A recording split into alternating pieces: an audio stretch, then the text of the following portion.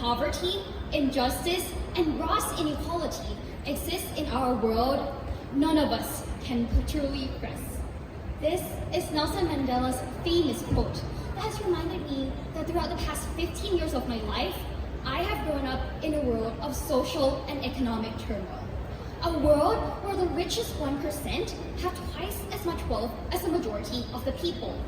Where 30% of income inequality is due to inequality within households between men and women.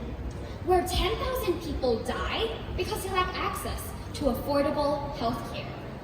But as a product of 15 years of development, I am standing in front of you with the determination and anticipation to fight against economic inequality. This shows what 15 years of development could do to a child, but my true message is about something much greater than myself. We are talking about sustainable development. In 2015, world leaders came together and agreed to embark on their journey towards sustainable development. They set off with the 2030 Agenda, with the ambitious yet impactful 17 Sustainable Development Goals, or the SDGs. This year marks a third of the committed development time. So how far have we come? In my view, sustainability should encompass more than just protecting resources, but also to foster innovation while making sure that future generations will be able to grow in the world that we help to create. Yet, if we have different social standings, then how can we progress forward together? People were pessimistic about inequality even before the pandemic. But after the coronavirus outbreak, the issue of inequality has become even worse. It has showed the lack of social protection around the world, which emphasizes the urgency of solving inequality. And this is why it is our job to work harder and smarter towards achieving the SDGs. For me, the most relatable goal with an urgency that needs to be addressed is goal number 10, reduce inequalities. Of course, many politicians and economic advisors would suggest investing in education and adequate social safety nets, or providing direct cash payments. Yet, such good policies can be made, but it is hard for real practice due to conflicting political approaches and unsuccessful implementation.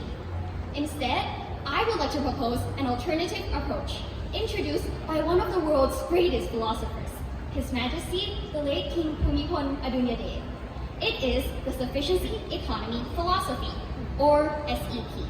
It is the guideline for individuals, communities, and nations encompassing three key concepts, which are moderation, reasonableness, and prudence, with two underlying principles, knowledge and virtue. SEP is also devoted to reducing the imbalances of development, and this will allow individuals to have self-immunity and be ready for any drastic changes like we are experiencing right now.